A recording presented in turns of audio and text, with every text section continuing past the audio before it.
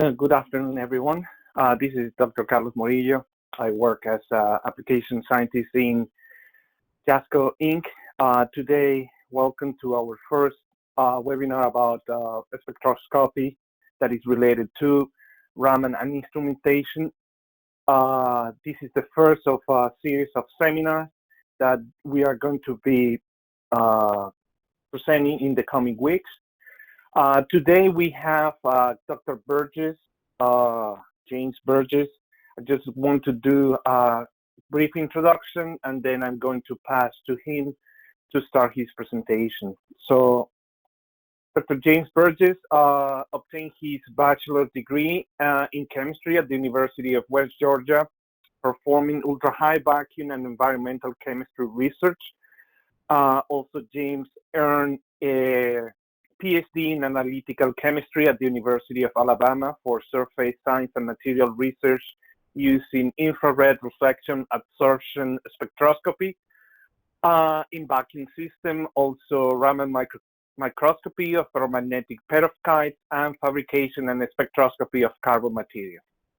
He also taught 2 years at the Georgia Southern University and worked as a postdoc in the National Research Council at the Naval Research Lab.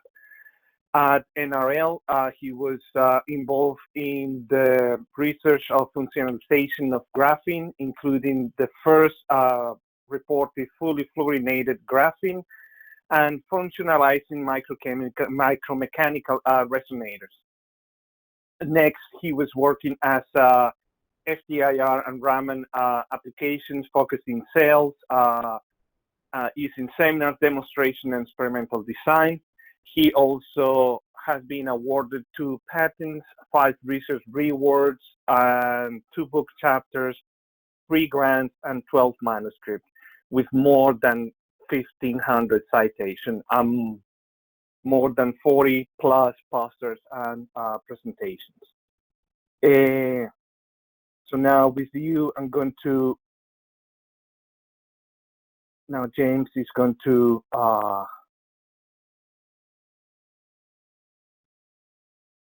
let us know about Raman, okay? So James, whenever you feel, please go ahead.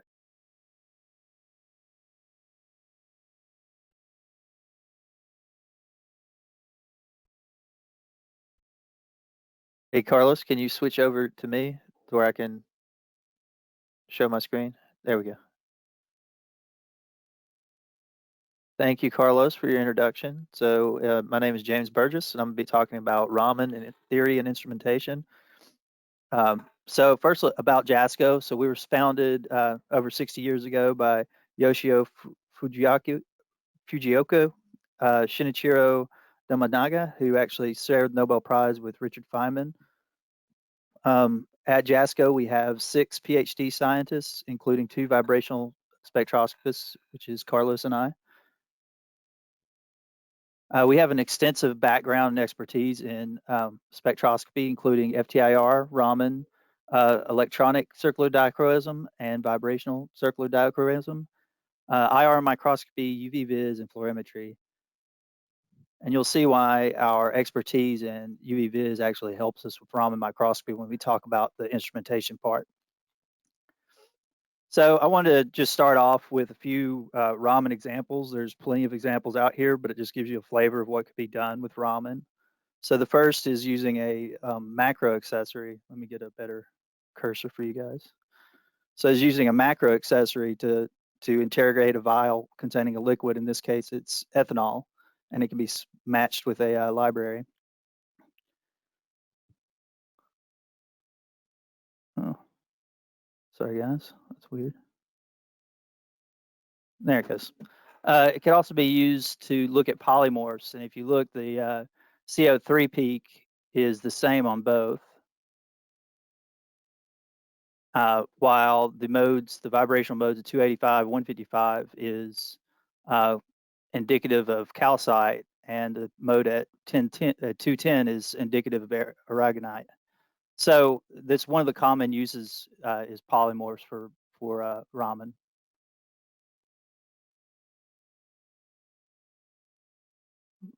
Sorry, guys.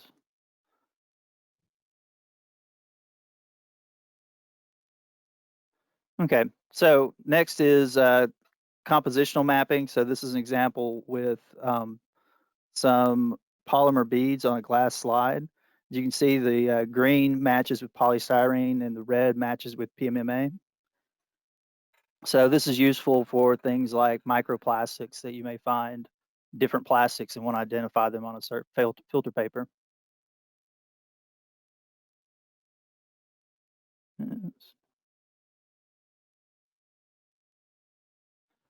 It can also be used for stress and strain analysis. So this is a lithographed silicon on silicon. And as you can see, the edges, there is some difference in peak shifts. And also impregnated polymers are inorganics in a polymer matrix. So in this case, we have blue and green silicon and titanium oxide in this polymer. So let's talk about theory. Raman shifts are on the energy levels of mid-infrared, and we use ultraviolet, visible, and near-infrared to actually interrogate the samples to get the mid-infrared information. So from right to left, we have increasing energy, increasing frequency, and decreasing wavelength, and they're related. The energy is related by Planck's constant times the frequency, or Planck's constant times the speed of light divided by wavelength. So the typical infrared, if we look at the energy to go through different transitions, this is an electronic transition from E1 to the excited state. And this is a infrared transition from the ground state to the second vibrational state.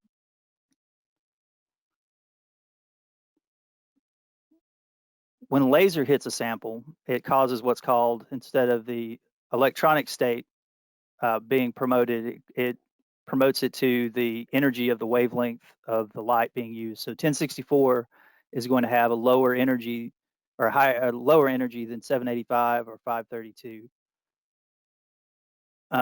Most of the time you have what's called elastic scattering. So elastic scattering, no energy is lost or gained by the photon hitting the sample. And this is called the Rayleigh line. Sometimes, however, the light, when it gets promoted and relaxes back down, it'll be promoted from the first excited vibrational state and relax down to the ground vibrational state. The difference in these energies gives you an energy of the magnitude of that vibrational state. And that would be the energy for the emitting photon is going to be the energy of the wavelength plus the energy of that vibrational state. And that will be anti-Stokes transitions. For Stokes transitions, it starts at the ground vibrational state, goes up to the virtual state created by the laser, and it relaxes back down to the excited vibrational state. Again, the difference between these two energies is the same as that difference of the transition for infrared. So Raman uses electronic transitions to measure the infrared levels. Sorry, guys, 1 second. There we go. There is a competing event, though. So you have Raleigh is the most probable scattering event, and then Raman is about 1 in a million. However, fluorescence is about 1 in 1,000. So this is a much greater probability, meaning greater density of states, meaning it can swamp out your signal. And we'll see an example of that later. What happens with fluorescence is when the electron is excited to the first excited electronic state, it will actually undergo an radiative transition to the ground vibrational state in the excited electronic state. This will then emit a photon that has a lower energy than the photon coming in. So you'll see this, since it's lower energy, you're going to see it in the Stokes transition stage, which is what we mostly look at in Raman in the field. So the Raman effect is 1,000 times less likely than the fluorescence, which is 1,000 times less likely than the Rayleigh. So this is what a total spectra of Raman would look like. In the center, you have the Rayleigh line, which is the same energy as the incident photon, and then you have Stokes and anti-Stokes transitions that occur. As you notice, the Stokes is much higher than the anti-Stokes, and that is because you're more likely to see the electrons in the ground excited state being promoted than a higher excited state. And notice the difference between the Raman shift in wave numbers and the Raman shift in nanometers. A small change in nanometers can lead to a large change in Raman shift. When we talk about calibration later, it becomes important. So this is a spectra of cyclohexane, and it's both an IR spectra in transmission and a Raman spectra in scattering. So as you can see, the same peaks line up through each, but the intensities shift. That's because there's a difference in selection rules for the molecules. So infrared energy, when it hits a molecule, it excites the dipole moment, which causes a vibration. So the first selection rule the most important selection rule for Raman is that it has to have a dipole moment change throughout the transition. For Raman, the electron cloud is changed, which causes a transition, vibrational transition. So here we have a tight, small electron cloud around the molecule while it's compressed, while the oxygen and the carbon's compressed together. This is at equilibrium, and this is when they're stretched apart. So what happens here is that the polarizability, which is how easy is it to cause a transition, the polarizability here is a lot higher than the polarizability here. So if we chart this with the molecular position, so this is equilibrium, that's compressed, that's expanded. If we do a chart, we see that from the beginning of the vibration to the end, we actually get a change in the polarizability. So another example of IR and Raman modes is CO2. So CO2 is a linear molecule. Linear molecules are going to have 3n minus 5 number of vibrational modes. So the larger the molecule, the larger number of modes that you have available. So with the symmetric stretch, as you can see, it gets smaller, equilibrium larger. So you can imagine the dipole, the electron cloud around it is smaller here, larger here, and largest here. So you have a change in the polarizability across the vibration. So it's Raman active. However, the dipole moments cancel each other out from molecule to molecule. So that means there's no change in dipole moment, meaning it is not IR active. The asymmetric stretching, in which one oxygen is compressed while the other is elongated, then at equilibrium, and then the opposite oxygen is elongated, you can see that there is a change in dipole moment between the Q plus to Q minus. However, there's no change in the electron cloud. So that means that it's IR active. So let's look at bending, and I'm going to let you guys guess what you think is going to happen. I'll give you a couple of minutes, a couple of seconds. So the question is it going to be IR active, and is it going to be Raman active? So it turns out to be IR active. The reason it's IR active and not Raman active is that the first transition the electron cloud around the first transition position is going to be the same as the final position. So there's no net change in polarizability. The dipole moment, however, one is formed when it's in the bending mode, relaxed, there's no dipole moment, and then there's one in the final mode. So it's IR active.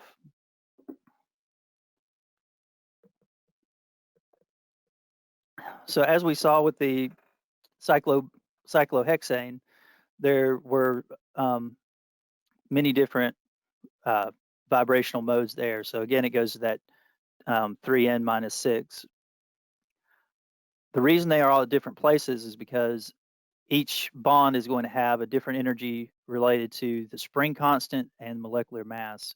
So if we increase the spring constant by having higher and higher order bonds, we increase the energy of transition from 1400 inverse centimeters to 2200 inverse centimeters. The mass, as we increase mass, we actually decrease the energy. So each molecule is going to have its own vibrational modes, and those can be predicted by looking at tables. So the oxygen hydrogen stretches all happens as we have a very light mode, and it's a very weak bond, all happen around 3500 down to 3200. The CH bonds happen around 3000, and then the other bonds like alkane happens at 26, and the C triple bond N happens about 2100. So they give similar information, again, as we saw with the cyclohexane. They give similar information, and the question becomes, when do you use Raman over IR?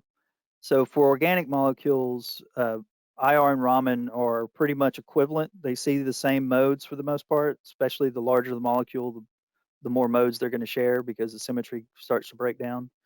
However, I like IR for organic molecules because the CH region is usually a little more intense.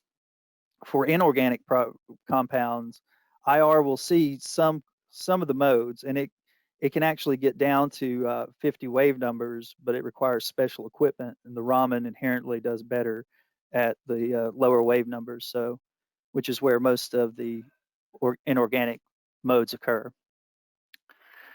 Aqueous samples for IR, water is a very highly absorbing compound, so it's really difficult to get good peaks because it drowns out all the signal. Raman, however, is very insensitive to water, so it's very good for aqueous systems. So the only down part is that its limited detection is not as good as the limited detection as IR. Microscopy, I would put them both on the same pedestal. There's some examples where Raman is better for microscopy, such as Raman can do depth profiling and IR cannot. And also with fluorophores, so a compound that's going to fluoresce, you can use IR, is insensitive, totally insensitive to fluorescence. And in Raman, it's fairly difficult, and I will show you one way later how you can get around it. So the Raman optical configuration. Let's talk about the guts of the hardware. So this is a cartoon schematic of the Raman configuration for a bench. So you have and each of these I'll discuss in turn. So the excitation laser acts as the source for the Raman process. The objective focuses down the beam onto the sample. It's reflected back up and through a rejection filter into a monochromator. And the monochromator consists of a grating and a detector. So this is a cutaway. This is a very old style laser, but there's a cutaway of a ruby laser with a quartz flash bulb, 2 mirrors, one that reflects totally, the one that reflects partially, a reflecting aluminum cylinder around it, and electric circuit wire. Really the main importance is the flash bulb, the lasing material, and the mirrors. So the 3 stages are pumping, where light of different frequencies gets emitted from the quartz lamp into the sample, and then it causes excitation, and the excitation's at different wavelengths. So there's fluorescence down from to the band gap between the first and second electronic state, so that all the electrons have the same energy. And then it undergoes spontaneous emission, where those excited electrons then relax back down and emit photons. But those photons are in all directions and have all different polarizations. With stimulated emission, those photons that are released cause an excitation, and then during that relaxation phase is where you get the coherent electrons that will be bounce off the mirrors until they're at high enough energy that they go through the partially reflecting mirror. That's the older style lasers. The new ones are diode pumped. So instead of this quartz flash tube, you have a diode laser. So it actually is more efficient than the quartz lamp style. So laser options. So there's options all the way from the UV all the way to the near IR. These lasers are available off the shelf to be put in. Pretty easy to get.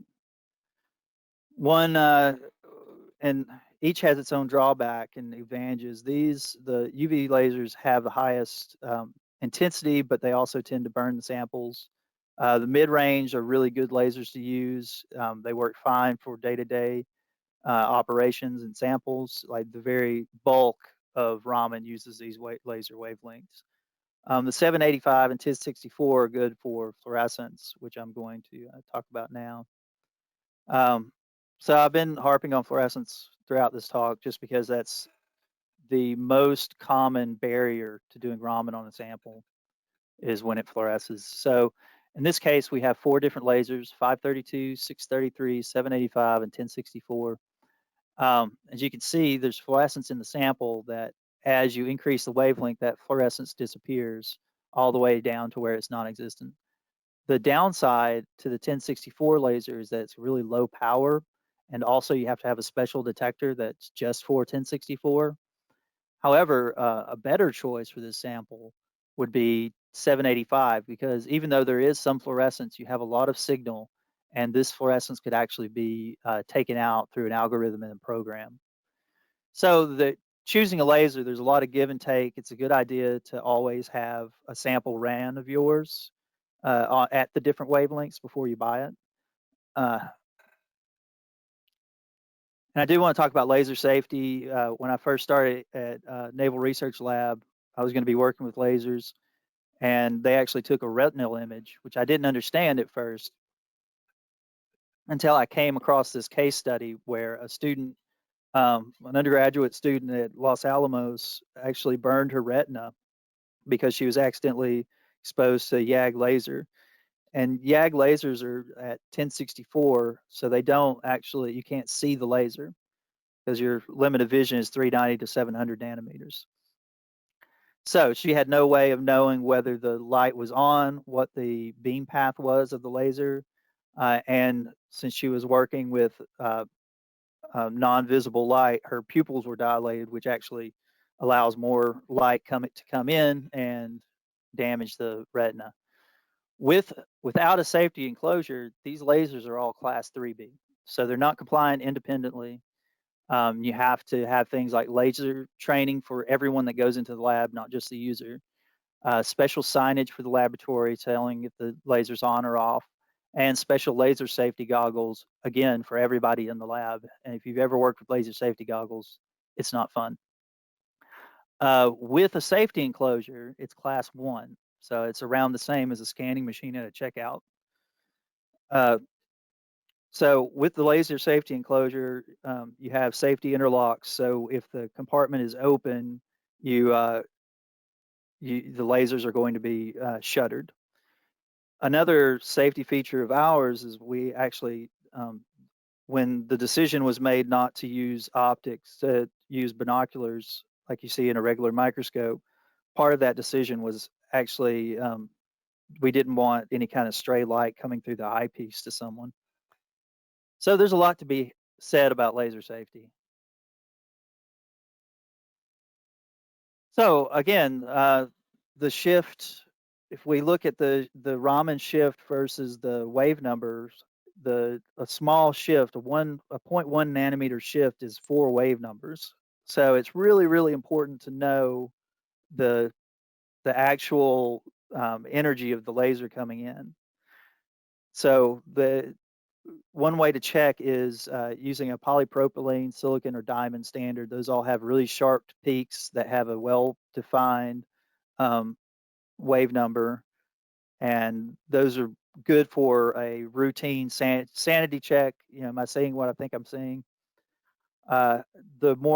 The better way, we all know to take a calibration, you need at least 3 data points. For me, I prefer 5. So if you're wanting to do a true calibration on the instrument, you need 3 to 5 data points. And one way to do that is internal neon lamp, which has multiple spectral lines that are all well defined and they're all very narrow. So we talked about the lasers. We're going to move on to the objective lens and the spot on the sample. So there's a lot of different objectives that are on the market. So we use regular Olympus objectives. However, one of the biggest challenges is that the light coming from the sample, we need as much as possible because it's very weakly scattering. So the ones that we need have something called a high NA. NA is numerical aperture, and it's related to this angle, the angle of the cone hitting the sample. So for a long working distance, a short working distance objective is going to have a wider cone, therefore a larger angle here than a long working distance objective.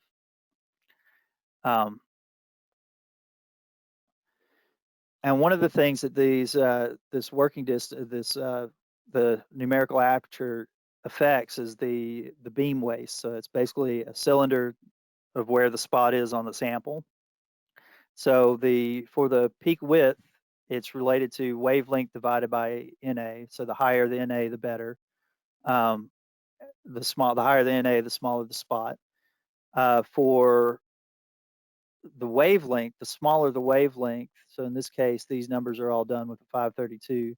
The smaller the wavelength, the smaller the spot size. So what you want for really good spatial resolution is a short wavelength laser with a high NA. And if we're doing a depth profile, like I showed earlier, if we're doing a depth profile, you also want the high NA and a small wavelength. All right, so we're going to travel down through now to rejection filters.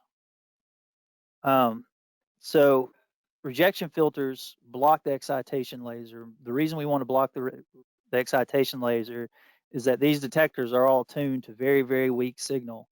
And the laser line is a very, very, very strong signal. So if it's not properly filtered, then it will destroy your detector, which is a very costly mistake. So it's blocking just one wavelength of light. So so each laser line you would have on an instrument requires a different filter. And there's three main choices in filter types. The first is the edge filter. This is the workhorse. This is what you use 9 times out of 10.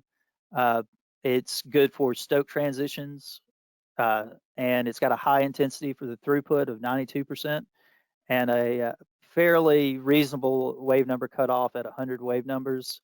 There's not a lot that happens below 100.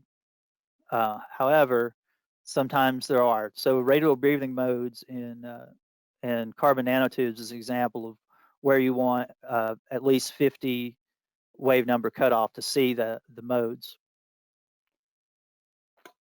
And the downside is that it's got a lower reflectivity. And finally, the notch filter, it just filters out the laser line and allows you to see both the Stokes and the anti-Stokes transition.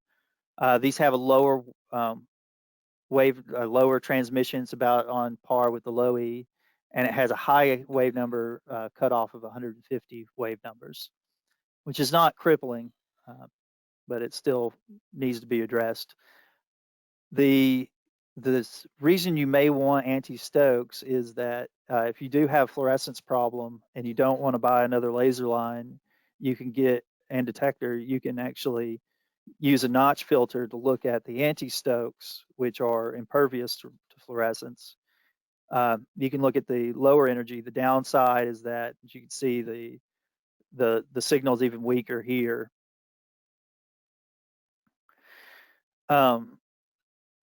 So the other, the filter placement is also important. So in our situation, in our system, we have a notch filter in the beam line after the beam splitter, which means that the visible light that we're seeing with our camera is the same path as the laser line is.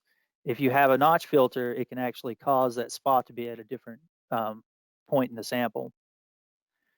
So an example of our setup, you can actually see the laser line on the visible image, which is good because when you're mapping, that's the whole point. Or when you're, trying to find a piece of particulate on a sample, you want to know that your laser beam and your visual beam are also in alignment. From there, it goes into the monochrometer. The monochrometer we use, and I believe everybody else uses, is the Zerny-Turner type. And all that means is that it's using two focusing mirrors. One is a collimating mirror, and the other is a focusing mirror. And the collimating mirror takes the light from the experimental setup, reflects off a grating and into a detector. So how does a grating work? So I think this is skipped over a lot, and it's really important, and it actually will answer a lot of questions later on down the line when you're looking at different gratings. So how a grating works. So if you have a broadband light hitting a sample, it reflects at different angles. It has a reflection angle, and each angle is dependent. It gives each wavelength reflects off at a different angle. So you have a broadband coming off being separated by different angles of angles coming off the sample. Also, D is related to the wavelengths coming off. So the smaller the D, the smaller number of wavelengths are coming off, and this D is reflected in the grooves per millimeter. So light's coming off and it's being separated and it fans out from the grating. So the further away your detector is, the greater that separation is. And our examples are from our different instruments. It's NRS 4500 to NRS 7500, all have different focal lengths, which is the big difference between the systems. And our resolutions actually reflect this. So it goes from 2 to 1 to 0.7 as we go up. Another thing with gratings is that the higher the number of grooves per millimeter, the lower your distance between the grooves and the grating. So that means the higher the number of grooves per millimeter, the better the separation, but the smaller the wavelength range you're going to look at. With the 600 grooves per millimeter, it's a lower energy. It's a greater span of frequencies, but a lower resolution. This can be illustrated here. So if you look at the top line, is the 300 grooves per millimeter grating, and it has a very long, a very wide Raman range. And as you go 600, 1200 to 2400, it gets smaller and smaller and smaller. And if you look at the exploded view of just this low wave number region, what you get is a higher resolution as you go down.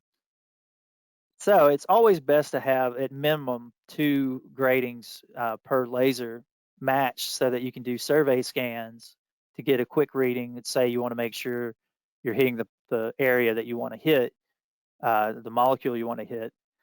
You can look at it in a broad view, but if you're wanting to look at subtle differences such as stress or strain or polymorphs or anything like that, you may want to have a higher resolution.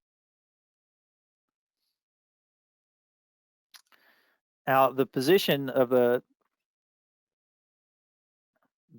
position of the grating is really important to know, and the easiest way to do it, or the one way to do it, is to have a LED bulb and having coating. It goes through different slits, and those all mean it's at a different place in the wheel. It goes through a fixed slit into a detection element. For a lot of manufacturers, there's just one, and then one fixed slit and one detection element. And you only know when the grating goes all the way around. So each time you stop a measurement, you have to go all the way around in the grating, which can take some time. With our design, we have, and this cartoon has 1, 2, 3, and then there's one behind it. So you know 4 places in that travel. The reason you want to know all this is because you have to have wave number repeatability. And the better you have this down, the better the repeatability will be. All right, so let's talk about detectors for a minute. This is a picture of a CCD device. So it's charge coupled device. These are found in, nice CCD cameras. Some use a silicon based, but the charge coupled is much better. This works for every laser except for 1064. 1064 uses an N-gas array, and it covers the near IR wavelengths converts near IR wavelengths to electronic signal. So if you're wanting to work with both visible and the 1064, you'd have to have 2 different detectors. The EMCCD multiplies the signal from the CCD detector. And this is an example of the EMCCD. So a normal CCD camera bends its information, and this is the vertical transfer. There's a serial transfer over here. But the vertical data transfer comes out, and it's just one electron going in, 1 electron coming out. For EMCCD, it goes into the register, and then it gets multiplied with using special materials to go from 1 electron in to many electrons out. And what it means is that you can take a really noisy sample, and in the same number of scans, you get a much clearer measurement. So just to summarize, Raman uses electronic light to get vibrational energy. The result of the change in polarizability of a molecule. Each has different selection rules with the polarizability and the dipole moment, which gives differences in the spectra. The laser is the Raman source. There's tons of stuff on the market to choose from. It's always best to talk to someone before you make a decision, run some samples. Rejection filters remove the laser line from the beam path. And gratings determine the wavelength range and spectral resolution. And detectors convert photons into readable electronic signals. So I thank you for listening to me this afternoon. And I just want to bring up, Carlos mentioned that there's upcoming webinars. So we're going to do vibrational circular dichroism, FTIR theory, instrumentation and techniques, circular dichroism, FTIR microscopy, Raman microscopy and imaging. We have several ebooks that are available for download off our website. We've got Raman tips and tricks, fluorescence, FTIR, and we have a confocal Raman microscopy theory page. We have some more theory pages as well. And we also have a knowledge base, which is a pretty good resource if you want to find some real world applications that have been made by our customers. All right, thank you. Off to you, Carlos. Okay, thank you, James, for Thanks. that excellent presentation. So now we are open for questions. Hey, Carlos, I can see that there are, yes.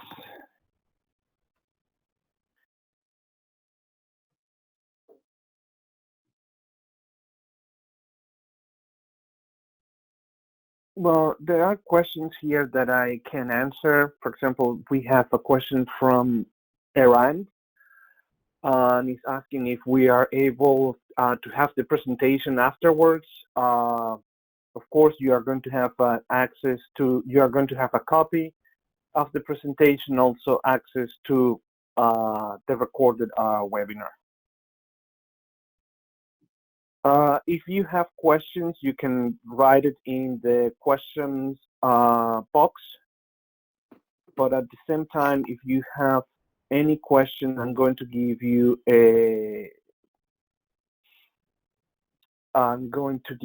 access to audio. So now, if you have a question, you can ask.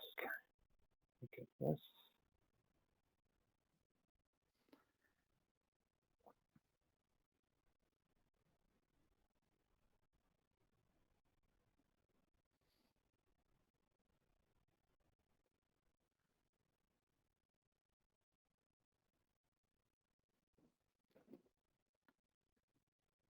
Yeah, if you have questions, you can. I think that you have access to unmute yourself also.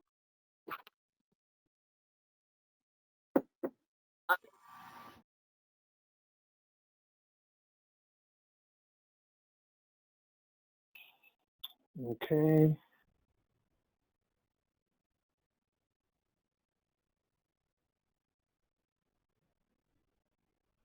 Okay, we have a question from Joseph. Nini, Joseph, if you want, you can make your question now.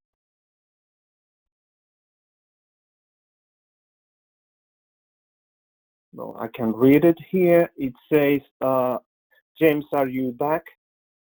Yes. Okay, so the question is, does the Raman depth profiling measurement come with the Raman microscopes? Yes, you can get it with it. Yes, yeah, that's the answer. Like, yeah, it comes with the depth profiling because the Raman microscopes are confocal, so you will have you will be able to do a mapping not only in X and Y axis, but also in Z, that is the penetration. We have another question from Amal, and he says, what is recommended for polymer composite? Are you wanting to see like the different parts, like how thick are the layers? Yeah. Dad. Okay, I'm going to unmute Amal. If you want to make the question, you can do it now.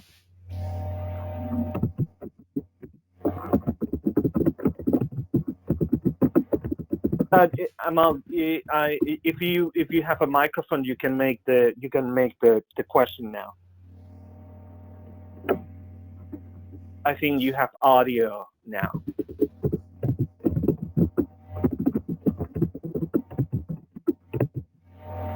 Well,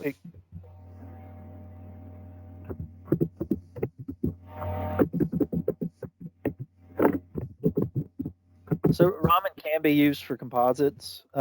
You can, if they're thin enough, you can do a depth profile. Otherwise, you can actually cut it and do a cross section.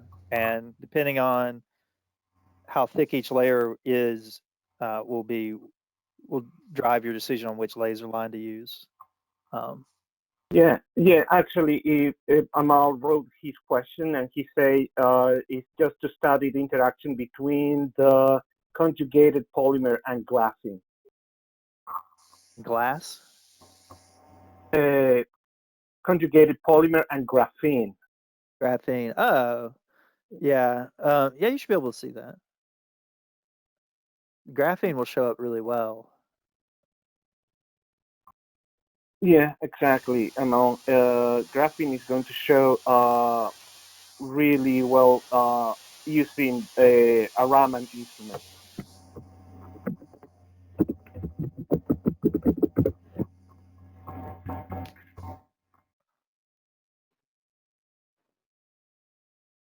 Okay, we have several questions. We have a question from Tatiana Dindikova. Is there a way to quantify the amount of stress and strain? Yes, there's actually there's equations. I mean, it depends on the sample how easy the equations are, but you can actually tease out a good deal when you're looking at stress and strain. It's you have to know how do I put it? Trying to remember the equations. I can't remember the equations off the top of my head, but you can quantify how much there is, especially if you know the beginning and the end of the strain and the stress. So if you know Yes. it before it breaks, and then you can actually use that to make a calibration curve, basically. Like if it shifts 5 wave numbers, then it's shifted 60% of what you expect. Yeah, that's correct. And just adding to what just James mentioning, you can have also correlation between of the stress applied to the sample and the shifting in the wave numbers. Actually, we have a nice application node using one of our instruments, the NRS 7600, that have the highest resolution. You can work, especially for semiconductors, you can find the correlation between the shifting in the Raman peaks and uh, the residual stresses in your samples. But it's something that I have seen, especially for semiconductor materials.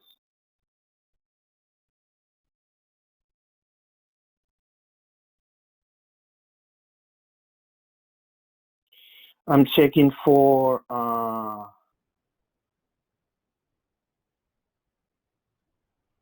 more questions.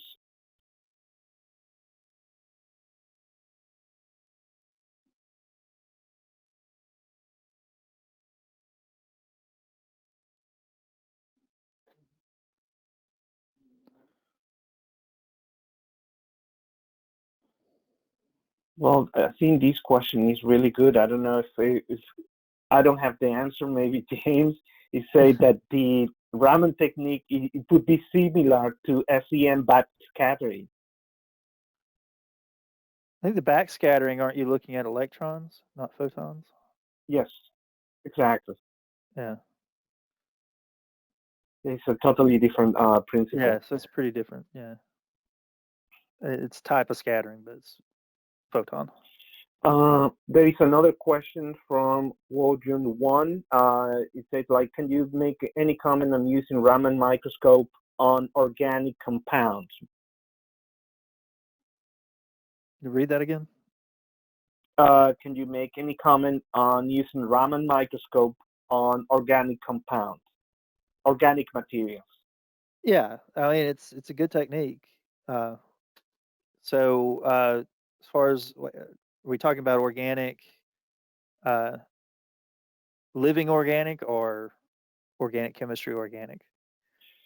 Organic is just a general question. It didn't. Okay. Yeah, so most of the examples I showed were organic molecules. So it's going to have similar vibrational modes as IR most of the time. You may have some more intense peaks than you would see in IR and some IR intense peaks you wouldn't see. So as far as organic molecules go, it's a pretty standard uh, instrument.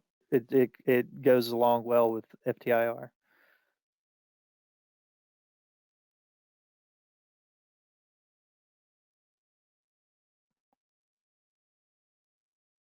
Okay. I mean, can you add anything, Carlos? Well, organic materials are the tools that you can use to study or characterize organic materials. The first options are going to be vibrational, uh, molecular vibrational techniques. So Raman, for excellence, is one of them. But I would say that Raman, you can enhance a little bit your analysis because you can analyze organic materials and also some inorganic materials. So that is one of the strengths of using the technique like Raman. There is a question from Jose Sanchez, and he said, "What environmental factors can affect the analysis?" Jose, can you make another question and try to be more specific? And I'm going back to you when you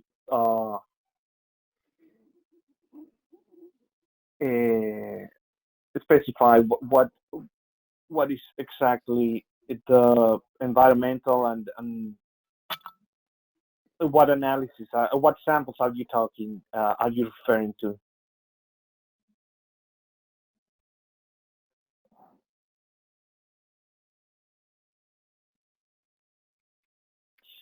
We have a question from Michael Phillips. He said, like, how often does the instrument need to be calibrated? The instrument, there are different calibrations that you can do to the instrument, especially we can calibrate both the laser, we can have the laser alignment, also the Raman path alignment. Especially me, I can check the wave number. I can do it every time that I do the measurement, but the variations that I see, they are minimal. They are within the resolution of the instrument. But the Raman path alignment that involves the whole optics inside the instrument, that is something that you can do once a month, or even you can do it like every 2 months. But it depends on your sample and the testing that you are doing. But actually, you have the flexibility with this instrument to do an automated calibration, also do it by yourself. As James was mentioning, we have different standard samples to calibrate that comes with the instrument. We have silicon, polypropylene, polystyrene, and actually we have inside halogen lamp that you can do, and I really like that option because you can do the calibration without opening the instrument. So we have different options to calibrate, but actually the instrument is very, very stable.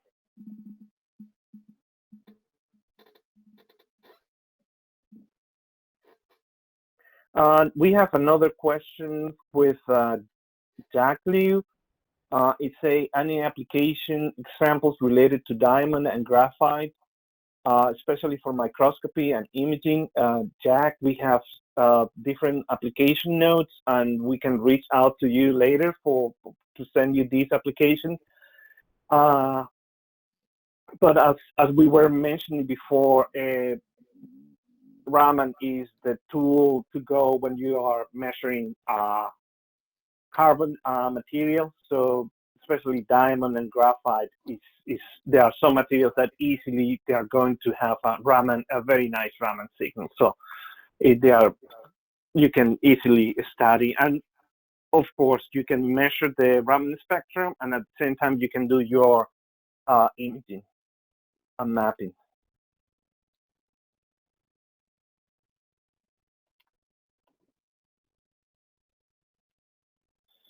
Okay, James, we have a question about humidity and dust that affect the performance of the analysis. Well, it's an enclosed instrument, so you really shouldn't have a lot of trouble with dust. As far as humidity, I'm not sure. Do you know the range, Carlos, off the top of your head? I don't have it from the top of my head, Yeah. but I mean, I'd imagine it's something that I can definitely check and reply that question offline to Jose. Yeah, I wouldn't worry about the dust, but humidity, I mean, there's not a lot of optics in there that get hurt. It's not like IR where you have to worry about KBR.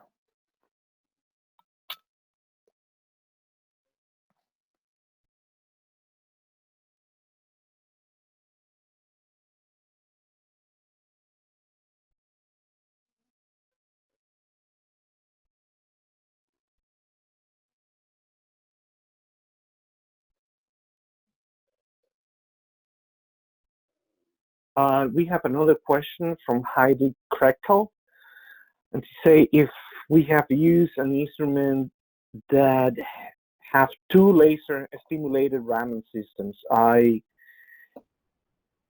don't know. Our instrument use one laser at the time. I don't know if this is something that I can ask. Sorry.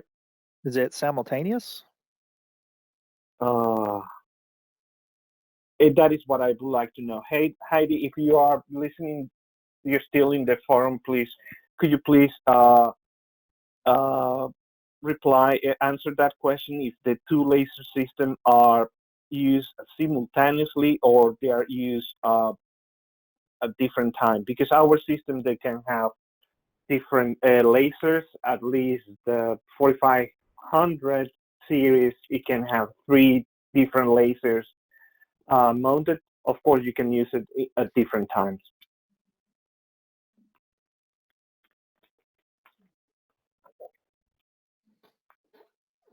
But Heidi, if you want, we can continue this conversation offline because I can see that your question, you have several questions. Yeah, that may be better, just a phone call.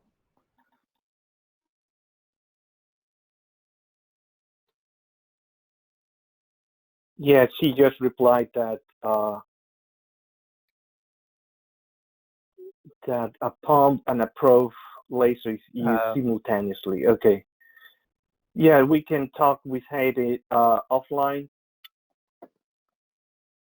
I think that those are the whole questions. There's one more question, but I think this is really long. Maya, I'm reading your question, and I will contact you afterwards.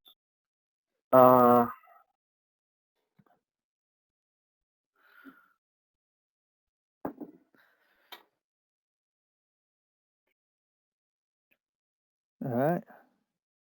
I think that is everything that we have. We have another question about final question about installation of the equipment. But I'm going to let for installation. Usually, our service engineers are the ones that do the installation. So if you send me the question, Jose, I would be happy to answer or give it to the engineer team, the service engineer team. Well, I think it's almost 3. It's 3 p.m. Is I just want to say thank you very much to all attendees. Thank you for your questions. They are really good. And for those that they are longer questions, I will be happy to continue the conversation offline. Heidi and Maya, we are going to contact you soon. You have, I think you have my email because you were getting the updates and the invitation from my JASCO Inc. email, so you can reply today if you have any questions. And also, I think you have email from James, and we are just happy to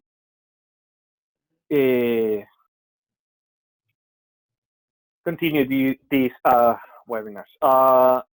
For those, I'm just getting a message from our marketing team.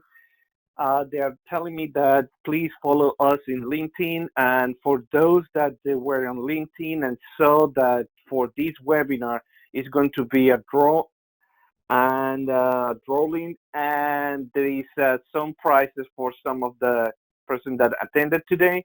I believe it's a Yeti, so I think it's a very nice souvenir from us, from JASCO, and a winner is going to be selected for those that they subscribe to this seminar. And soon, somebody from our marketing team is going to contact you if you are the winner. So with that, you will get it in the email. So with that, I just would like to say again, thank you. And we are going to email you again for the coming webinars.